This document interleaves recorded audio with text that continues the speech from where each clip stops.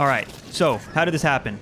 Let's break this down. This is a practice race, and I'm in this group of 3 that is just now getting caught by the field, and there is a counterattack going up on the right here. So you're going to see my power spike right here, and I just want to match this attack, get up to speed, and I'm going to jump on his wheel right here.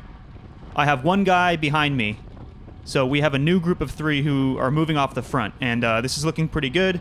It was just really fast, it was strung out, it was single file, and I'm still a little bit tired from the previous effort, so I'm just going to sit in the wheel here for a second and wait for my turn to pull through. So I'm going to slow it down, and you can see there's no room to pass on the right. There's the elbow flick, the check over the left shoulder. So every sign points to the fact that he wants me to pass on the left, and as I do, he inexplicably moves pretty hard to the left, and boom. I introduced myself to the pavement at about 30 miles an hour, end up with tons of road rash all over my body, but better off than Dennis, who unfortunately came away with a broken collarbone, so get better soon, Dennis.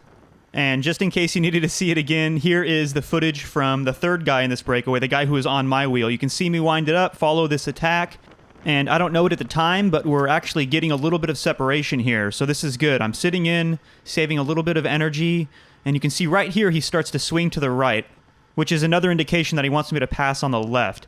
Remember, there's no room on the right, there's only curb. So right about here, I make the fatal mistake. Can you guys spot it?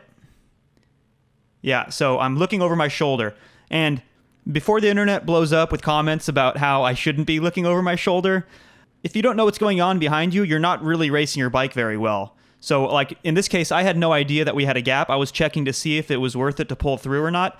And I'm the first to admit that I chose like the absolute worst time to look back. Look at me just go full yard sale. Like I had road rash on my nipple. That's a first for me, guys.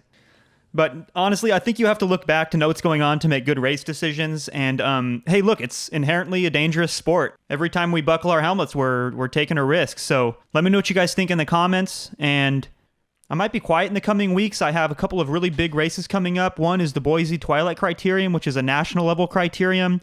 And that's followed by a 10-day stage race in Chicago called the Intelligentsia Cup. So I'm going to have tons of content coming up. And in the meantime, I'll be posting to Instagram. So if you want to stay up to date, why don't you follow me over there?